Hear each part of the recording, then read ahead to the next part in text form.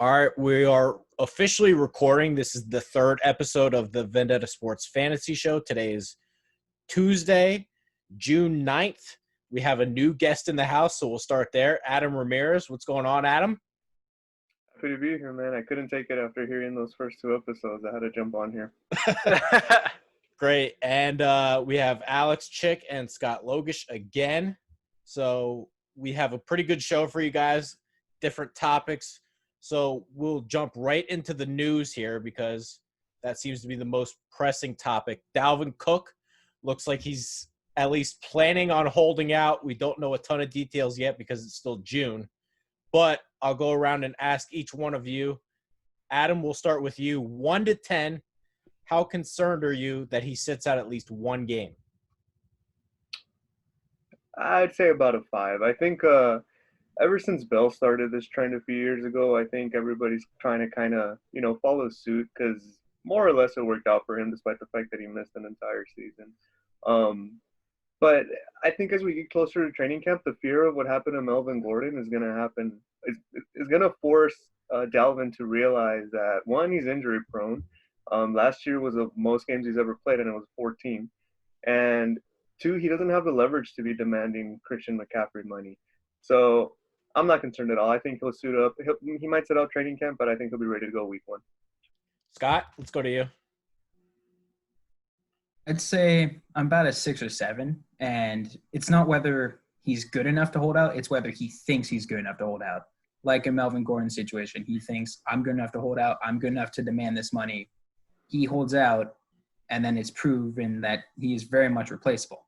Also with Dalvin Cook, like Adam said, very injury prone. Most games he's ever played was 14 games, but I feel there's a decent chance he holds out. Again, 6 or 7 out of 10, because it's not whether to the Vikings he's worth that money. It's to himself if he thinks he's worth it. And if he thinks he's worth it, he's going to try to push what little leverage he has all the way.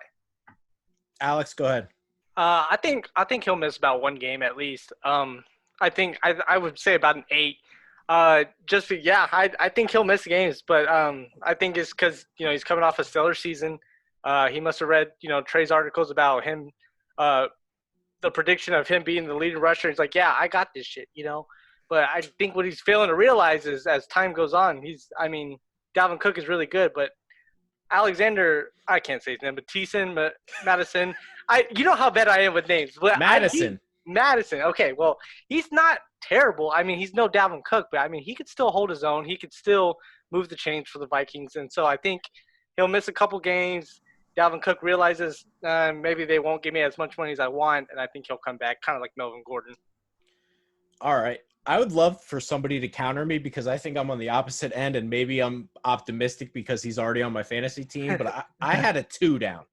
And the reason is because there's a new CBA, and it's not like the old CBA where Dalvin Cook really has almost no leverage. He needs to not even play.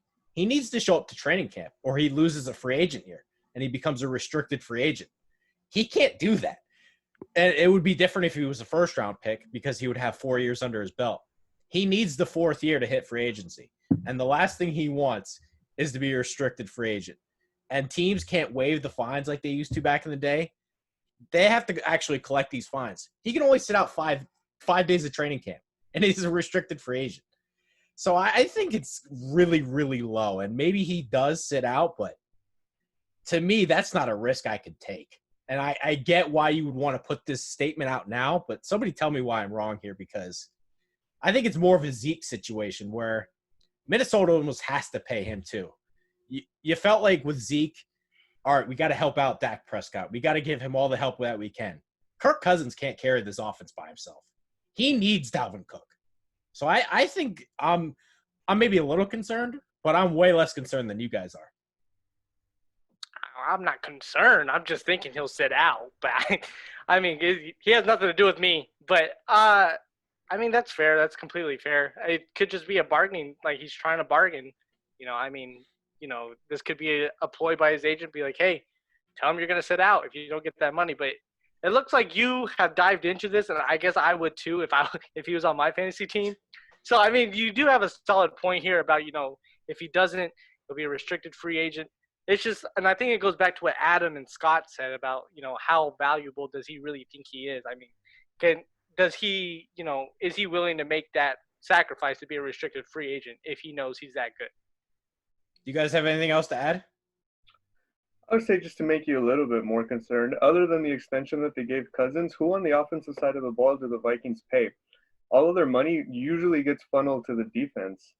Diggs, beyond the character issues, I don't think they were going to be able to pay him or even want to pay him a future contract worth what he would ask. And they still haven't. I don't even think Adam Thielen is making what he should be making. So I don't think that they have to pay him, particularly because of his backup. You brought him up earlier. Mattison filled in pretty nicely for him when he had to, either spelling him or replacing him completely. So that might give me a little bit, of a greater sense of concern. Yeah, that's a good point. Even with Thielen, they've really had to give him hometown discounts. They don't even pay Danielle Hunter. Danielle Hunter is grossly underpaid. Eric Kendricks is grossly underpaid. So that is a good point. I guess my hope would be that somehow they figure it out, even if it's a 2-year deal, that maybe it's a shorter length contract. They get something worked out, because I don't see how even the Vikings could go into this year with Kirk Cousins and say, all right, Alexander Madison's the guy. We feel good about winning the division or making the playoffs. Yeah, that's fair. I think Alexander's pretty good though.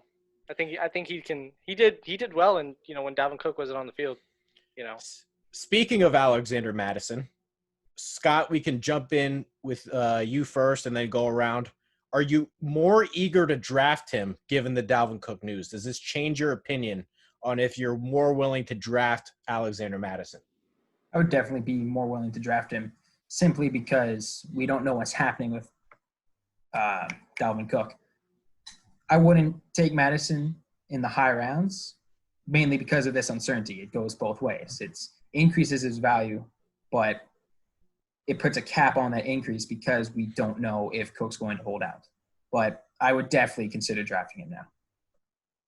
Go ahead, Adam. I'll say that I would feel much more comfortable if my draft was today, drafting Mattison today, than I would 1 year ago drafting Eckler.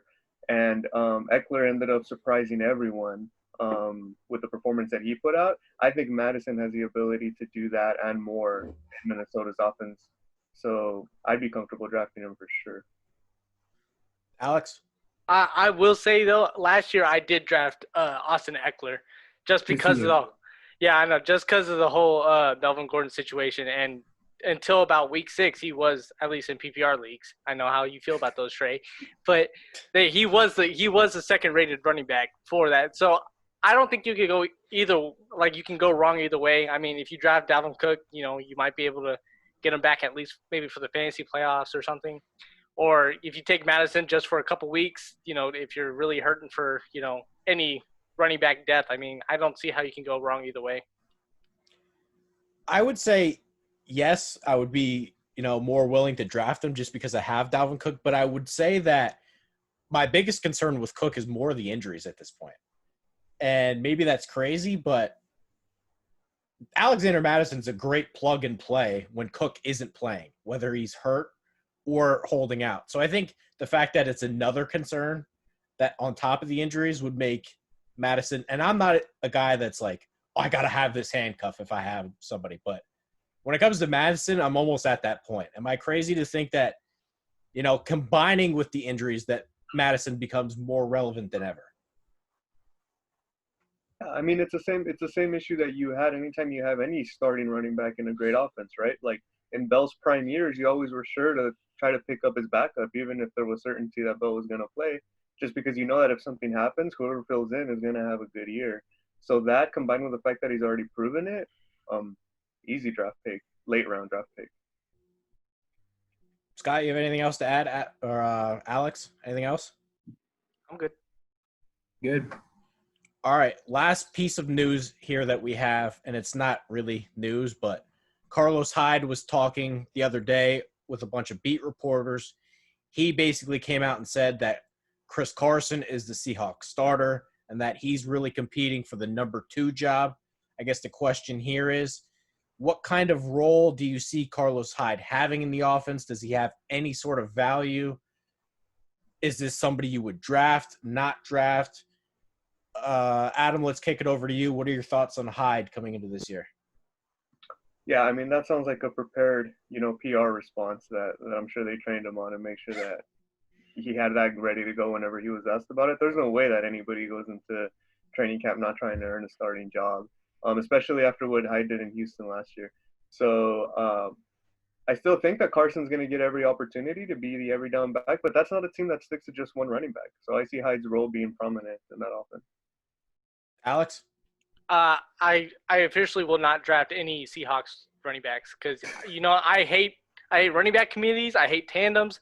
I hate all of them. Like as soon as you have two at least good running backs there, I won't draft them. I just won't because it's not worth my time. I'm not going to sit there and try to guess who's gonna be the one this week. It's annoying and I hate it. And so I'm not gonna do any of them. I'm not drafting any of them. Good for him. If he gets the starting role, he gets the second role. I don't care. I don't like him. I don't like it no more. Go ahead, Scott. I would not draft Carlos Hyde under any circumstances this year, unless Chris Carson gets hurt in virtual training camp. Well, I think we can all say virtual training camp. Yeah, I think we can all say he's going to be fine, hopefully. But no, I'm not drafting Carlos Hyde under any circumstances in a fantasy league because he said he's fighting for the number 2 spots. If you can't even be certain the guy's going to be the second running back, there's no way you're going to take him in the draft. See, I'm higher than you two guys because I think Carson, not only has he been hurt before, but he has fumbling issues. And Seattle has gone away from him from game to game. Now he's normally the starter, but the fumbling issues are real. And Carlos Hyde, he set career highs in like everything last year. Yards, carry, everything. He was really good last year. To me, I think this is more of DJ Dallas was somebody who was a sleeper for me. Like, hey, maybe this is a late round guy that I'm willing to take a flyer on. But now I feel like it's Hyde who is the guy that I'd much rather have at this point. Any other comments with that? I'm not drafting any of them. I don't like it. Okay. All right, so we can move on here. We'll start with our buy or sell section. Now, this is quarterbacks who you're sort of afraid to draft because you think they may get benched either this year or next year for a redraft league or a keeper league. Let's start with you, Alex. Go right over to Derek Carr. Oh, all right. Buy or sell, he gets benched at some point. I feel like this is just a massive troll job because obviously for me it's by Derek Carr. I mean he had a really, I mean, at least fantasy wise, he had an average season, I would say, with just Hunter Renfrow, an injured Tyrell Williams. Of course he had Darren Waller, and he was one of the best tight ends in fantasy, and Josh Jacobs. When they added all these weapons, I cannot see how Derek Carr won't be okay. I mean, I would buy into Derek Carr. You know what? I feel like with all these draft picks, they're trying to get that offense going. I think I don't know how you could sell Derek Carr for Marcus Mariota. At least for me, I can't do it. Adam and then Scott, go ahead. I'm buying it. I mean, there's zero incentive for the Raiders to bench Derek because Marcus isn't going to be a solid starter behind him. He hasn't proven it in the past, and he's definitely – I think they got him to serve as kind of the Taysom Hill role in New Orleans to kind of bring a different dimension to that offense. So, and the Raiders have every incentive to keep Carr out there for the entire 16 games because if they're giving up on him at the end of the season, there needs to be some trade value so that they don't have to continue paying the rest of the contract and don't have to cut him. And then at the same time, if he's playing well, then he's not going to get benched. So I'm buying. I think he's in for a good season. Go ahead, Scott. I am buying Derek Carr simply because – yeah, you're welcome, Alex. Thank you. Simply because I don't see Marcus Mariota being much of a threat to Carr. And even if Mariota somehow becomes a starter over Carr, Mariota has had injury, fumbling, and all kinds of turnover issues in the past throughout his career. So even if he somehow gets a starting job, I don't see him taking it for long. Like, Carr's eventually going to earn it back if he even does get benched in the first place, and I don't believe he will be benched at any point. These were all really tough for me, which is why I wrote the names down. I'm going to sell, but I would say it's mostly because they gave Marcus Mariota a pretty decent contract. It's not like they just gave him $1 million like New Orleans did with Winston. They paid him a decent amount of money. And I think Gruden, he's the one coach that just feels very impatient to me. Two weeks go by, things don't go his way. I could see him just pulling the trigger mid-game and then going back to Carr the next week. Just because it just feels like Gruden is a little bit more impatient than other coaches around the league. Do you guys buy into that maybe Gruden would just pull the trigger like mid-game and then go back to Carr the next week? Just if Carr's just having a bad quarter or bad second quarter or something? The only way I can see that is if it's against Kansas City. Other than that, I can't really see it. I mean, we all know Derek Carr has not performed well in cold weather situations, given that, his team was in California. They're now in Las Vegas. Still a hot environment. So when they go and play Kansas City and it's, maybe 30 degrees and he's not playing well, maybe I can see Marcus Mariota filling in at halftime, maybe even at, midway through the second. But other than that, I can't see it. Yeah, the money argument for Mariota, the Raiders have a certain amount of money that they are allowed to and able to spend and should spend it as long as they're under the cap. So if they could give him more money, why not do so to secure services? I don't think there's any relationship between that and having to necessarily play him, especially considering the free agent class for this year. And then the second point regarding Gruden, I think in the 2 years that he's been back in Oakland, he's been much more consistent with the plan that he and Mayock have for building the team. I haven't seen any of the impulsive decisions that he made in his first tenure with the Raiders. So I get it. He still has that personality of like flying off the handle at any point, but I haven't seen him do it in the past 2 years. I think he's stuck with a plan, and I don't see him doing that to Carr this year. I actually want to go back to you because you said something about Taysom Hill. I would love to hear more of your thoughts on that because that's something I never really considered. Do you think that kind of role is realistic for Mariota? Do you think he could actually eat into some like 5-10 snaps a game?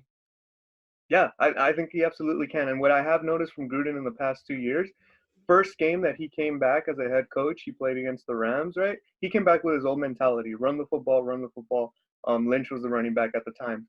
And then slowly I saw him mimicking the stuff that was succeeding at the time with McVay, right? So all of a sudden you had a receiver in motion first, and he was running a lot of plays like that.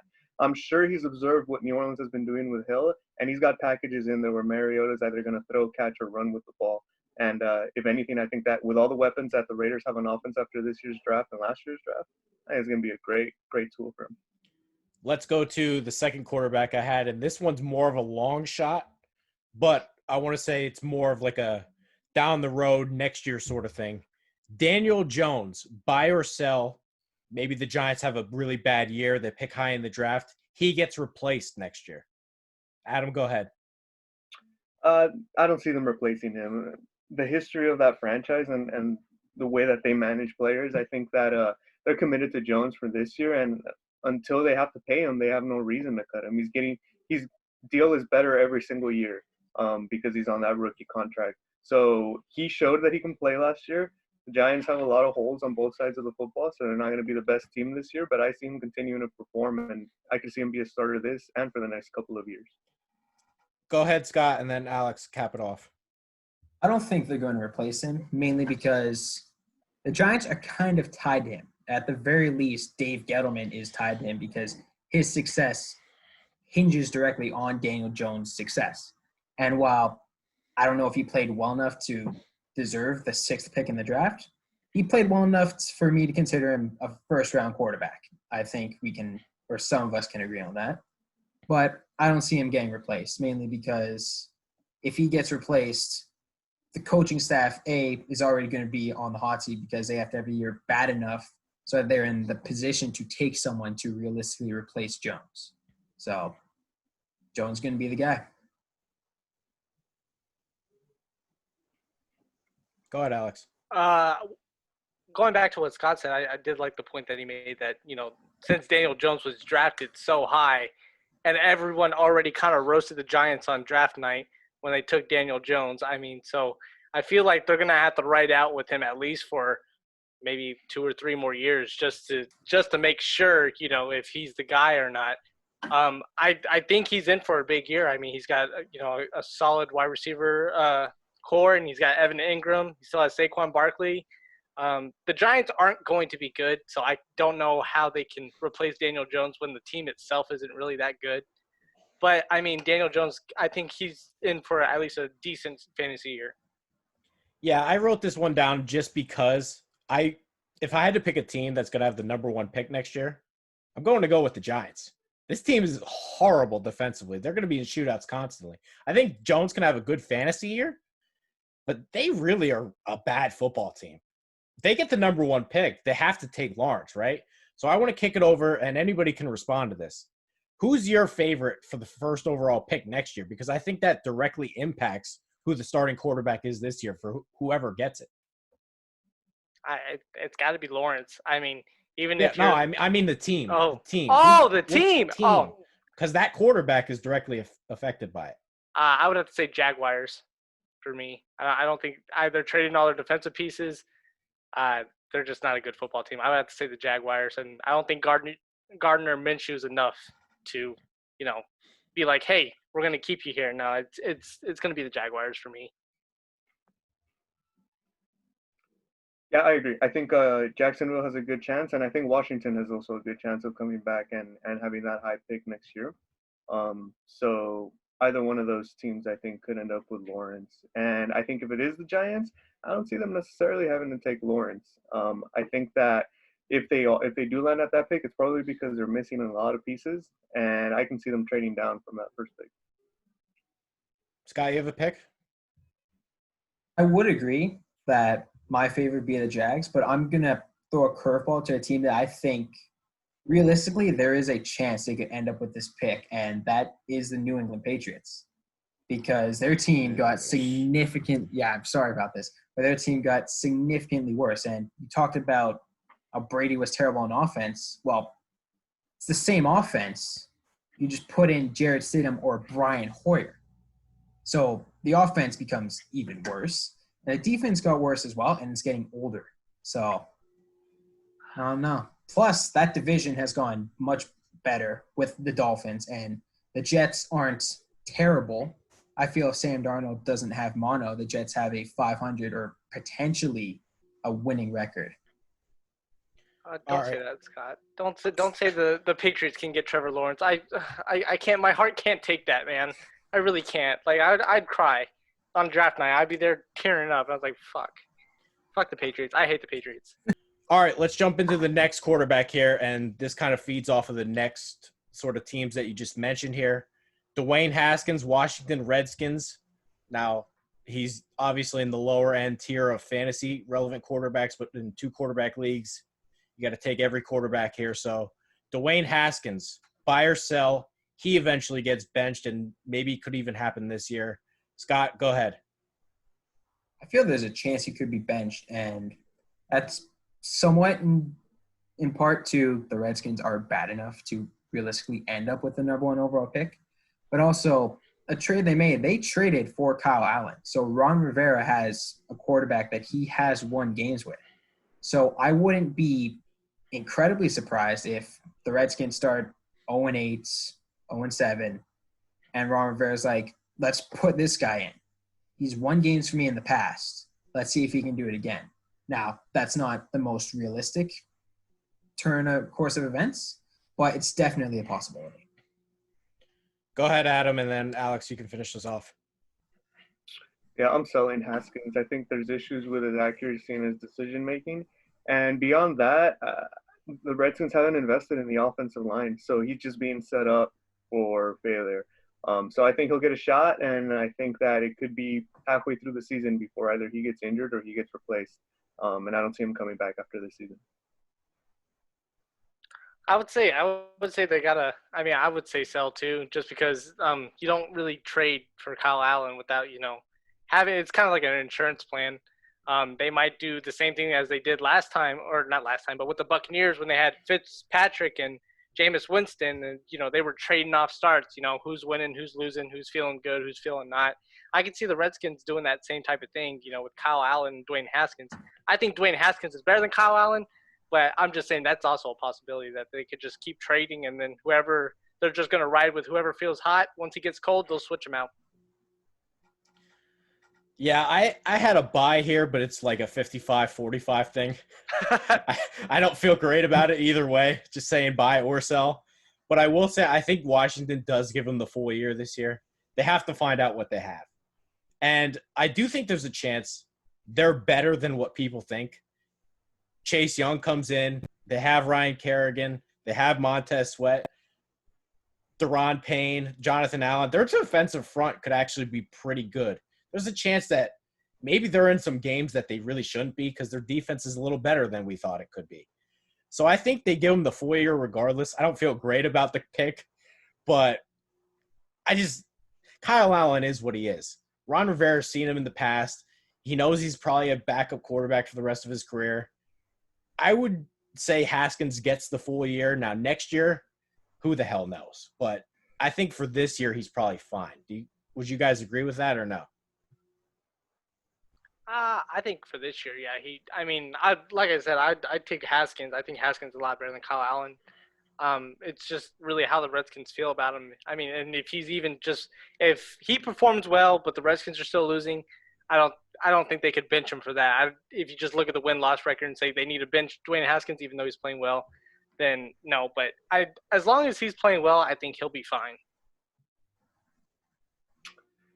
I see the season for Washington being like the season right before the Jacksonville season where they went 12-4, where the defense is on the verge of being elite, but you don't necessarily have all the offensive pieces there. And then they drafted Leonard Fournette the next year, and they made it to the AFC Championship game, primarily riding the success of the defense. So I can see Washington doing that next season, but I can see Dwayne Haskins not being the quarterback that's leading that offense during that year.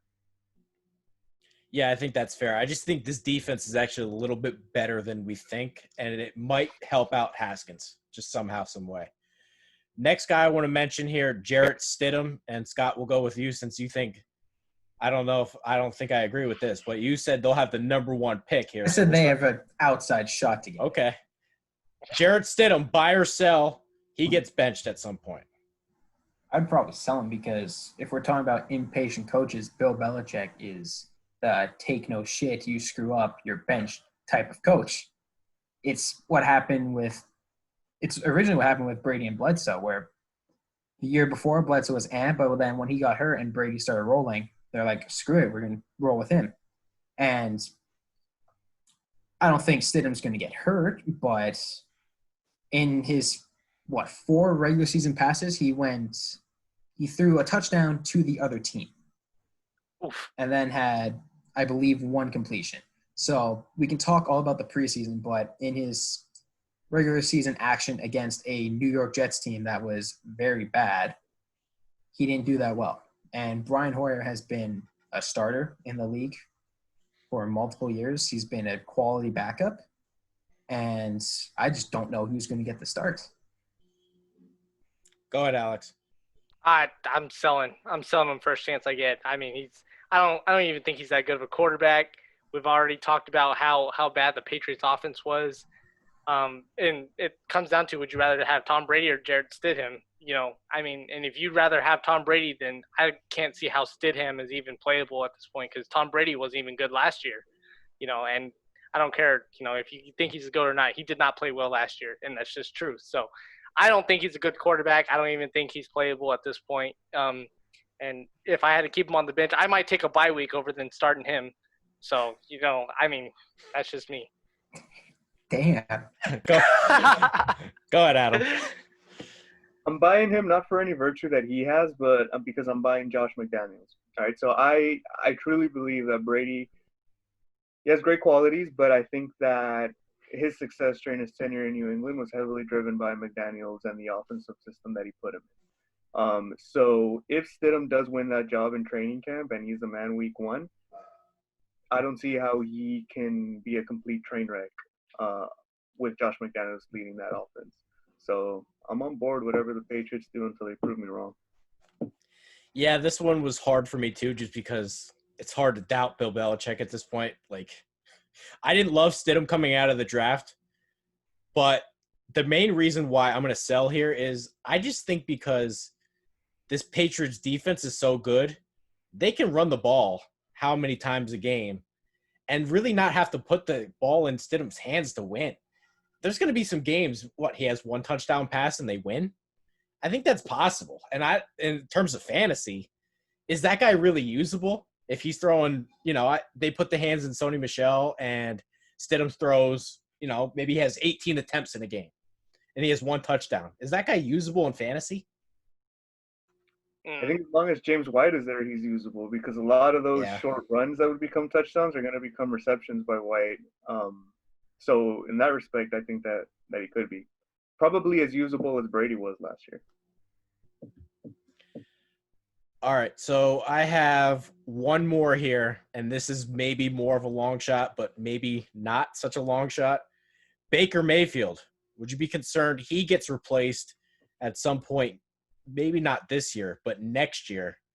New coaching staff, new GM, had a bad year last year. It's the Browns. They're always turning things over. Adam, we can start with you. Baker Mayfield, does he get replaced next year? Are you buying or selling him? This was a tough one because I'm a big Baker Mayfield fan, and I was on board from when the Browns took him first overall. Concern is the fact that Stefanski is a new head coach for the first time, and I think he's going to want the team to make a quick turnaround and make progress immediately. And if he doesn't see that with Baker Mayfield, whether it's a product of what kind of system he instills or not, I think he could be on a short leash there. But I'm a big Baker fan, so I'm hoping that's not the case. But because of that fear of that coaching staff, I'm going to sell him. Alex, and then Scott, go ahead. I'm on the opposite. I'll buy into Baker Mayfield. I think with Kevin Stefanski, did I say that right? Okay, yeah. I think that's a really good pickup for the Browns. I mean, he was a quarterbacks coach when Case Keenum was the quarterback for the Vikings, and they went all the way to, I believe it was the conference championship. I mean, he's made Kirk Cousins look good so far. And I think Baker Mayfield's a lot better than both. Well, maybe not a lot better, but I think he's better than both of those guys. And I think, at least for the offensive sake, I think he's going to be really good for the offense. I can't really say much about the defense, but there's a lot of talent on that team. Even though he's a first-time head coach, I can't really see how he fails there. If he's making guys like Kirk Cousins and Case Keenum look good, then, I mean. So I am not a big Baker Mayfield fan. This should come as no surprise. Oh, yeah. But, yeah, I would sell because the Browns brought in Case Keenum to be their backup. He wasn't already there. They went out and brought him in. And like I believe Adam said before, Case Keenum has had success with Kevin Stefanski. So it wouldn't surprise me if Baker has a couple multiple interception games, more interceptions than touchdowns in a couple games. I wouldn't be surprised if Kevin Stefanski pulls the plug and says, all right, get out. I got my guy who has had decent success with this system and has proven that he can get us to the playoffs with this system. Yeah, this was a hard one for me as well. I didn't really know where to go with it. I'd say he's definitely fine for this year, and I think he'll have a little bit of a bounce-back year. It's funny how Case Keenum's the backup, actually. But one of the reasons why I do think he can rebound this year is because I think they're going to run the ball a hell of a lot more than they did last year. Stefanski with that zone running scheme, they put the ball in Nick Chubb's hands. How easy is that for Mayfield? They're not going to be asking him to win games like they were a year ago. Nick Chubb's averaging over 5 yards a carry. There's no reason why they can't do what they did in Minnesota, lean on Dalvin Cook, lean on Nick Chubb, run those play-action passes that they did, and really just take advantage of the talent that's there. Odell Beckham, Jarvis Landry, they bring in Austin Hooper and David Njoku. How many pieces does this guy need? Like, at some point, there's so much talent there that it's just hard for me to not see him. He can't do 25 touchdowns with this talent around him. So he's going to be a decent fantasy quarterback if he does that.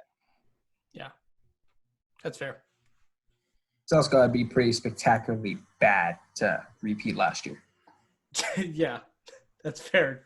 I'd love it if he did, but at this point, like, Stefanski doesn't have to be a good head coach. He just has to be better than Freddie Kitchens. That's not asking a lot. No, it's not. It's not a very high bar. You also look at for the Browns' first 4 games, right? You have the Ravens, Bengals, Redskins, and Cowboys. 3 out of those 4 defenses are scary. You think he sticks with them if they start off 1-3? I think the Cowboys game is more of a turning point than anything. If you win, you should win the Bengals and Redskins. If you actually win that Cowboys game, what if they're 3-1? And I think with this Browns team, getting off to that rough start last year, I think was really a deterrent. That Titans game, I think was downhill slide from there. They really punched them in the mouth, and they were lost ever since that point. They go 3-1. I think the Cowboys game is the game that's really a turning point. And we don't really know with Mike McCarthy, new offense. I think that game could realistically go either way. So I don't know. I would buy at least for this year. Yeah. I like him. I think there's too much talent not to like Baker Mayfield this year for me. All right. Let's get into our next segment here. And this is kind of a little segment. Doesn't have to take long. But best fantasy trade that you ever made. We can go a little throwback, recent trade. Alex, do you have anything that kind of stands out? This was actually last year. So I got Julio Jones, and I got injured Big Ben. Big Ben was out. This was when, like, right after he was out for the year. You traded Julio Jones for Big No. Ben? I'm telling you who I got. I got Julio Jones, and I got Big Ben. Doesn't sound like a great trade if you're getting a quarterback that didn't play the whole year. Listen, but I traded an injured Drew Brees, and I traded Julian Edelman. I got Julio Jones out of it. That was my whole thing.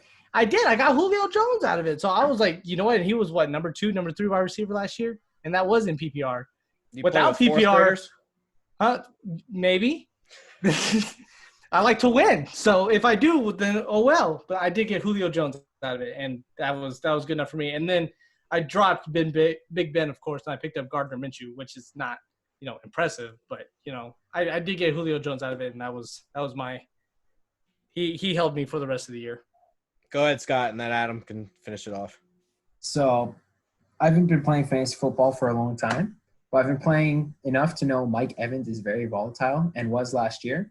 So I traded him off like a 40-something point week for Cooper Kupp and James White in a PPR league. Ooh, that was, and then wow. The very next week, Mike Evans had 0 points. I'm guessing that 40-point game was against the Rams last year. Yeah. What a beautiful finesse. Go ahead, Adam. Mine's over the course of a couple of years. I play in a dynasty league, and we're in our 4th season. So the year that Bell held out for the entire year, the offseason prior to that, I had him, and I traded him for Mixon and Juju. You had a great year. Mixon had a great year. And then the following offseason, I traded the same guy. I traded Juju back to him for Bell, and then Juju did nothing last year, and both Bell and Mixon are now on my team doing good. I made a lot of trades last year, so I'll just go with those ones. I traded, and we do a keeper league, so this trade would have never went through if it wasn't different contract lengths, but I traded 2 years left Ronald Jones, who was going to be the starter, $4, cheap contract. I traded him for an expiring Chris Godwin. That one worked out very, very well. That is steely. I also traded these were the same contract length, but I traded Josh Allen for Aaron Jones after week 1 when Aaron Jones had a bad game against the Chicago Bears. Jones went on to be the 3rd highest scoring running back in the league last year. And then before the year, I was really stuck. I had Andrew Luck. He retired, and I had to pay him because we already signed him to a contract. Whether you cut him or keep him, you got to pay him. So I was stuck with Andrew Luck for this year or last year and then this year. But this guy I traded him to really needed a running back. So he offered me Jimmy Garoppolo for Andrew Luck and James Conner, who I was happily ready to get rid of. Conner did not have a good year this year, but was awesome the year when I had him. So I think I did pretty well with those 3 trades. You lucked out. Yeah, you lucked out. Damn. Yeah, you did all right.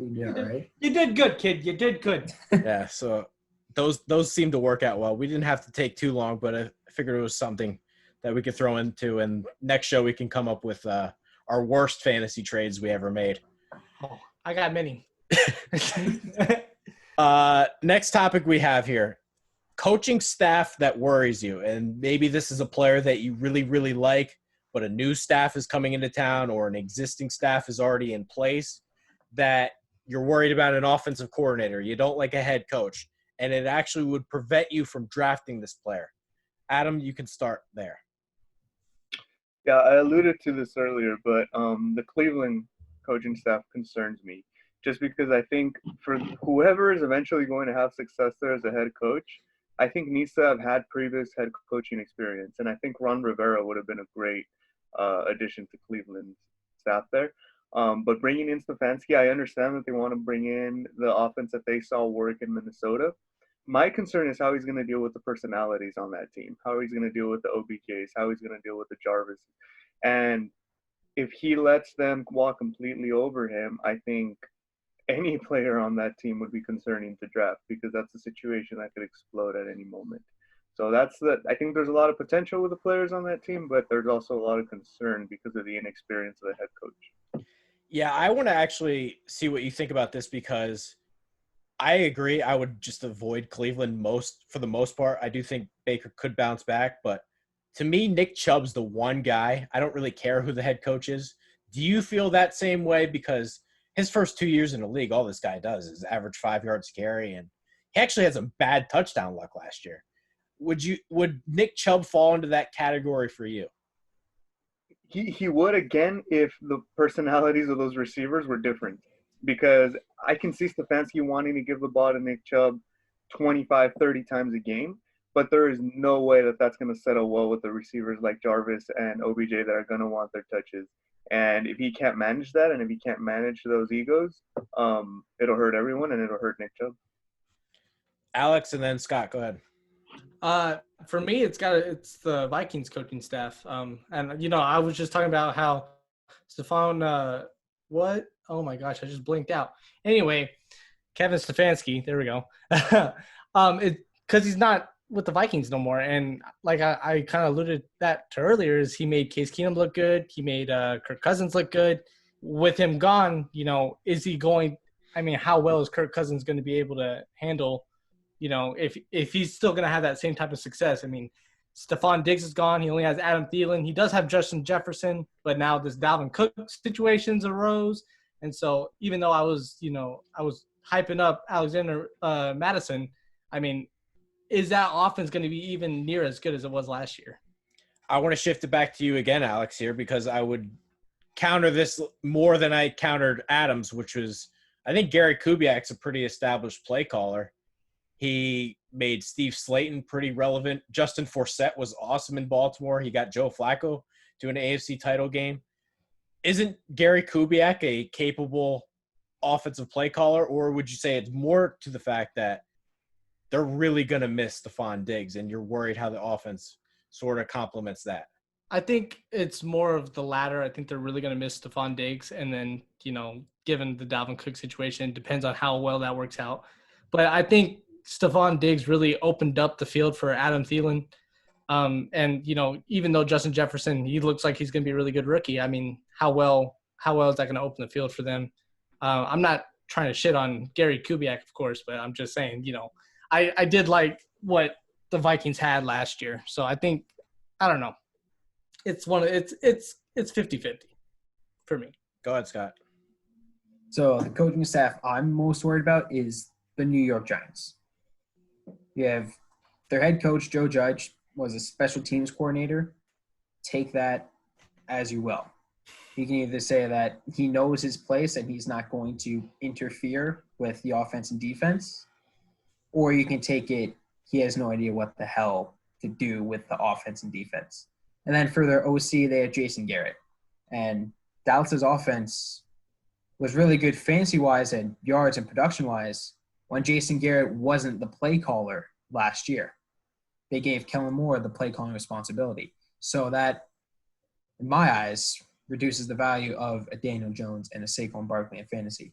And next for their defensive coordinator, Patrick Graham, who he was with the Dolphins last year, and third worst in yards, fifth fewest takeaways, and the worst defense in terms of giving up points. And I'd argue last year the Dolphins had better defensive personnel than the Giants do going into this year. And so if you have a bad defense, the offense is going to struggle as well because they're going to be put in worse situations. They're going to be trailing, or field position-wise, they're going to have bad field position, and that's just a recipe for disaster. Yeah, I'm a little upset you took the Giants because that was my pick. I would actually really, and this is maybe crazy, we can shift it over to you guys. I would do everything in my power to not draft Saquon Barkley because I would be terrified of this offense. Not just the fact that you got a new coaching staff in place, but I think this team's going to be losing a lot of games, and Daniel Jones is going to have to play in a lot of shootouts. And yes, Barkley can be a pass catcher, but it's hard for running backs to be super valuable when they're not leading. So you got Jason Garrett coming in. What's that going to look like? Joe Judge, who the hell knows? I think the Giants are really concerning for me, and more so that Barkley is the one that really terrifies me to draft.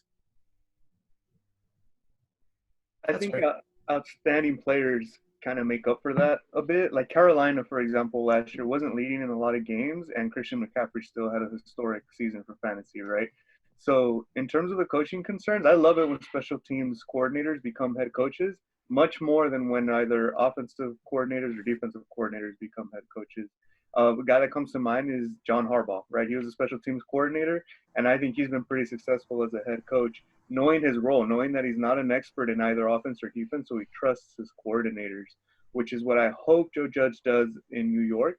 And I like Jason Garrett much better as a coordinator than I do as a head coach. I think the guy, he has an analyst mind, not a motivator mind, and I think that those are the two different roles that you have with those positions. So I'd be definitely fine having Barkley as my RB1.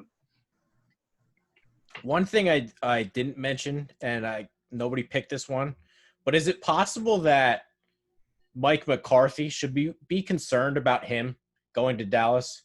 I don't think we really know if McCarthy's great or not great. Is that fair to say? Because he's had Rodgers for so many years.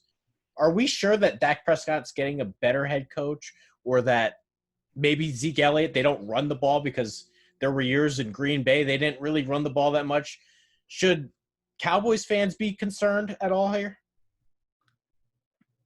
I think there's at least a little bit of concern if you with Mike McCarthy. I mean, when that story came out that Aaron Rodgers was literally changing the play at the line when Mike McCarthy was play calling, that's enough to scare me for Cowboys fans. And it could be that, Aaron Rodgers maybe just saw a better option in mind. Aaron Rodgers has always been kind of a little bit arrogant, thinks he knows a lot more, and he's a really good quarterback. It just kind of depends, what were the original play calls for Green Bay. If it worked for Dak Prescott, then I feel like there is a little bit room of concern, but I don't think that's too much or too little. I think a lot of the success that the Cowboys offense had last year, and Prescott in particular, was a result of Kellen Moore's play calling, right? So I'm a little concerned because I think Mike McCarthy is a bit of a control freak. But if he sticks to what he's saying and he's going to allow Moore to continue calling the plays and dictating that offense, then I think he can use some of the experience that he gained in Green Bay to kind of manage, the environment and the attitudes of all the players, as opposed to being an X's and O's head coach. Back to what you said about, are we sure that Dallas has gone better? Mike McCarthy became the Packers coach in 2006, and Favre was still the quarterback in Green Bay at that time. And when McCarthy got there, Favre had one of his worst years. 3,885 yards and 18 touchdowns to 18 interceptions. And so are we sure that McCarthy's an upgrade? We're not. In fact, it might be a bit of a downgrade because when Favre left and went to the Vikings, he had arguably one of his best years, if not the best year of his career. So that's a valid question, and I would believe the answer is no, Mike McCarthy might not be an upgrade if he is the one calling the plays and scheming the offense. All right, last segment of the show here. We're going to end this with every week. Scott, since you just went, we'll start it off with you here. Who the fuck is that guy? Guy you never heard of, guy that nobody knows, nobody will ever draft, but somehow, some way, he will win you your fantasy league. So last time I went with a shorts, white receiver. I'm doing the same thing again, going with a shorts, white receiver in Ryan Switzer of the Pittsburgh Steelers. I know who Ryan Switzer is. He played on the Raiders. I just wanted to say that because every week, every time we go, we're like, I know that guy. Doesn't count. So I just want to say I know that guy. You go ahead, though.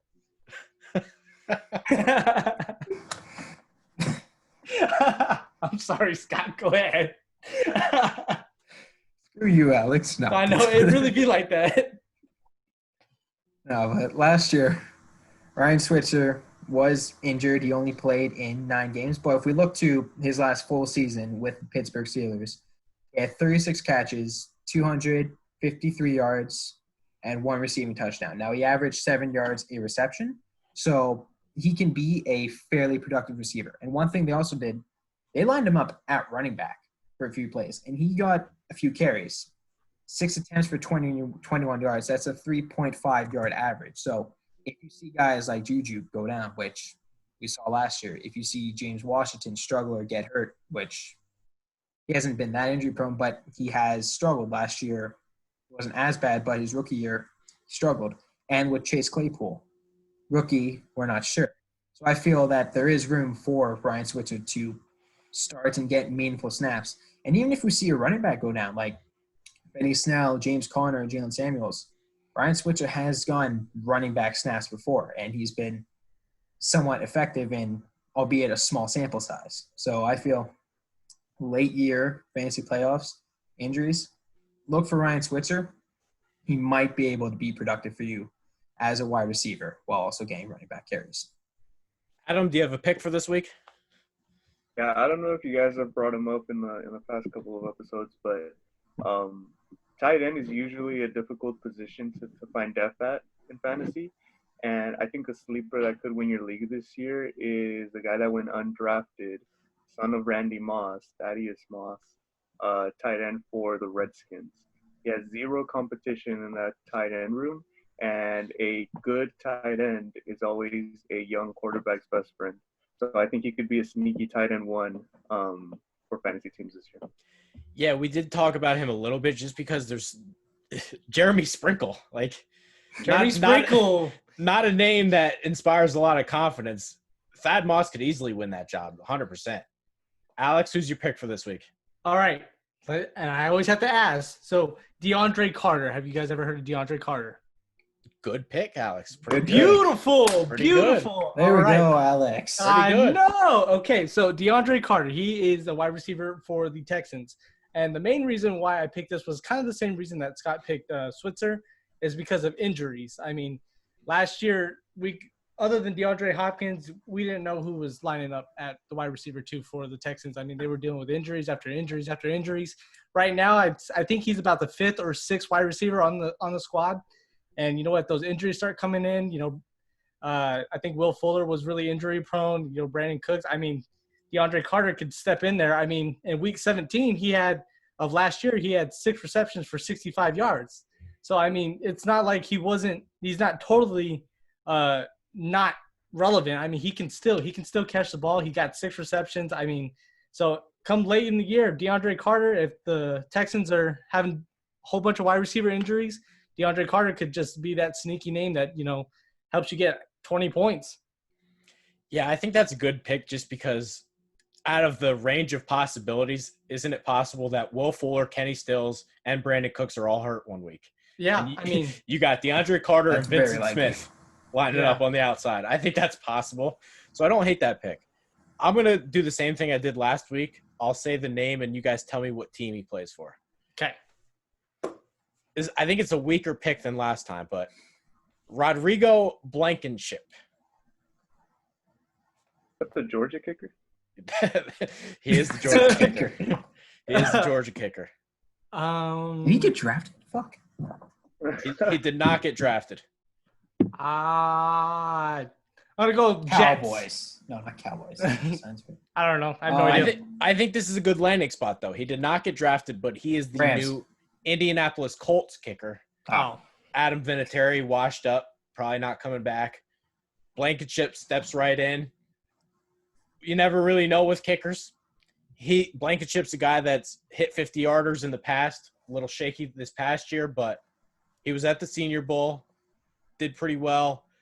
I think he's a guy that has a couple hot weeks in the Colts offense.